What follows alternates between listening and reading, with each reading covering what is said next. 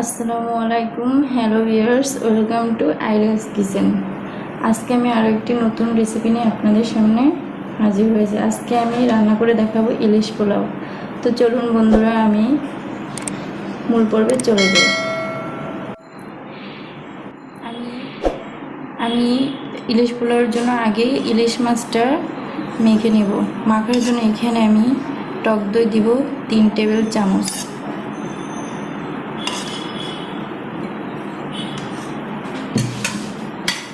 Paste বাটা দিব 1 table চামচ,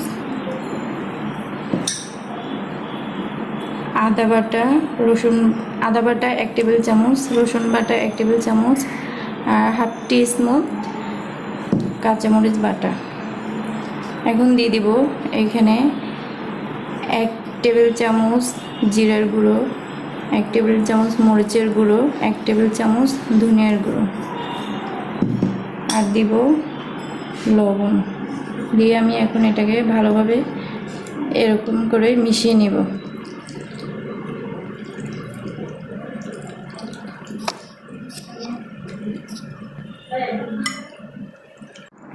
আমার মাখানো হয়ে গেছে। এখন আমি দিয়ে দিব ইলিশ মাছ।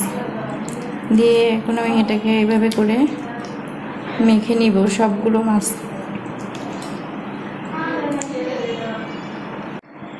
আমার সবগুলো মাছ মাখানো হয়ে গেছে। এখন আমি এগুলো ম্যারিনেট করার জন্য আধা ঘন্টা রেস্টে রেখে দিব।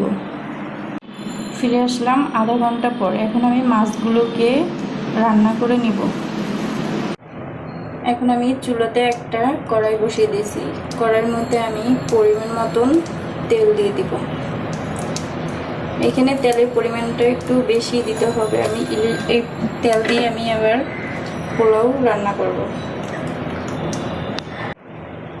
আমার তেলটা গরম হয়ে গেছে। এখন আমি এখানে মাছগুলো দিয়ে দিব।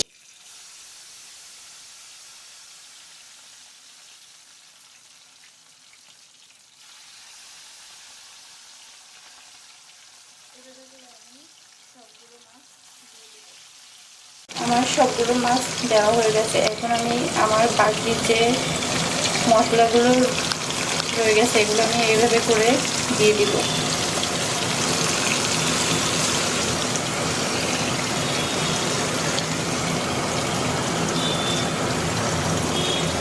আমার সবগুলো দেওয়া হয়ে গেছে। এখন আমি এগুলোকে বেশিক্ষণ এটা রান্না করতে হবে না। এটা আমি 7 মিনিটের মতন রান্না করে নেব। আমি 7 মিনিটের মধ্যে এটাকে আমি একটু উল্টিয়ে দেব।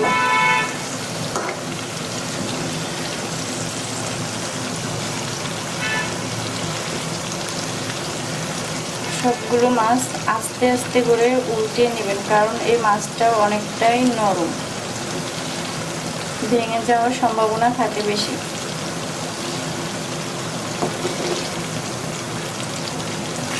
আসলাম 7 মিনিট পর। এখন আমি মাছগুলোকে নামিয়ে নিব। আমি চুলাতে আরও একটা প্যান বসিয়ে দিয়েছি। এখন আমি এখানে সামান্য কিছু তেল দেব। এখানে তেলের পরিমাণটা কম দিবেন, কারণ আমি যে মাছটা ভেজে নিয়েছি ওই মাছের মধ্যে আমি পরিমাণ মতন তেল দিয়ে দিয়েছি। এখন আমি এখানে দিয়ে দেব 2টি তেজপাতা। আমি তেজপাতাগুলো ছিঁড়ে দিছি। দিয়ে দিব 4 টুকরো দারচিনি, 6টা এলাচ। দিয়ে এগুলোকে আমি ভালোভাবে একটু ভেজে নেব।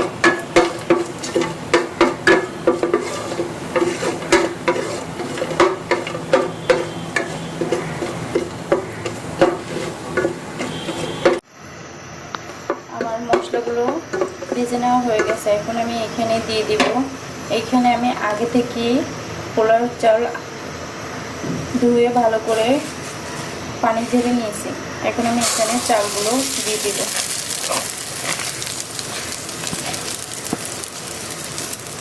দেওয়ার পরে এটাকে আমি ভালোভাবে নেড়ে নেব।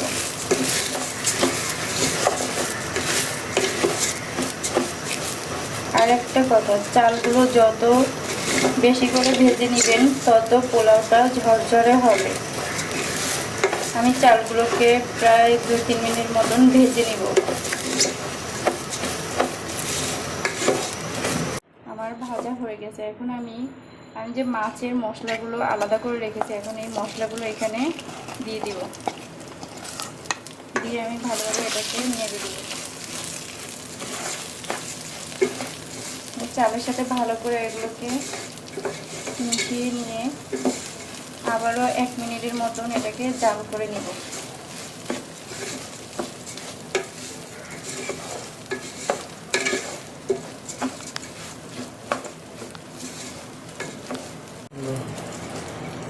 এখন আমি দিয়ে দেব পানি।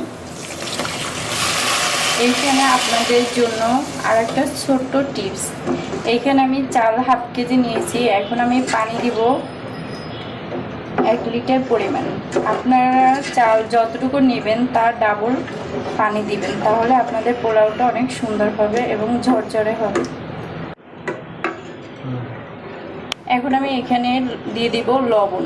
লবণটা আমি কম দিলাম, কারণ আমি মাছে লবণ দিয়েছি, আর লবণটা আপনাদের স্বাদ মতন দিবেন। এখন আমি দিয়ে দিব 5টা কাঁচামরিচ, আর এখানে আমি আগে থেকে কিছু পেস্ট বেরেস্তা করে রেখে দিয়েছি। এখন আমি এখানে পেস্ট বেরেস্তাগুলো দিয়ে দিব। আমি পেস্টটা আলাদাভাবে দিচ্ছি, আপনারা চাইলে মশলার সাথেও ভেজে নিতে পারেন। মশলার সাথে ভেজে চালের সাথে একসাথে মিশিয়ে নিতে পারেন। এখন আমি এটাকে একটু হালকা নেড়ে ঢেকে দেব। ফিরে আসলাম 10 মিনিট পর। দেখুন আমার পোলাওটা পুরোপুরি হয়ে গেছে। এখন আমি 10 মিনিটের ফাঁকে ফাঁকে পোলাওটা মাঝে মাঝে একটু নেড়ে দিয়েছি, না হলে নিচে লেগে যেতে পারে। এখন আমি পোলাওর উপরে ইলিশগুলো বসিয়ে দেব।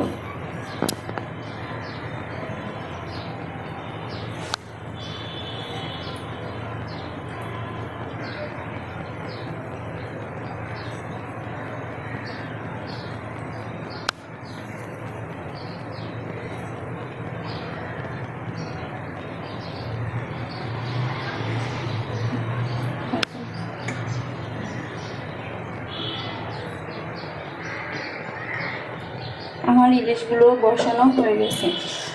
এখন আমি এর উপরে কিছু পেস্ট বেরেস্তা দিয়ে দিব।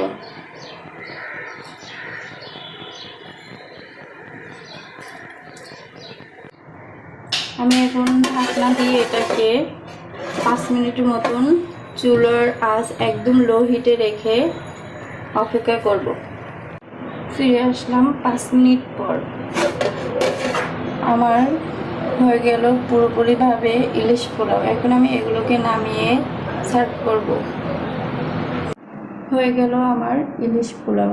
আপনারা একবার বাসায় ট্রাই করবেন, আর আমার ভিডিওটি যদি ভালো লাগে লাইক করবেন এবং শেয়ার করবেন, আর কমেন্ট করে জানাবেন কেমন হলো। আজকে এ পর্যন্ত।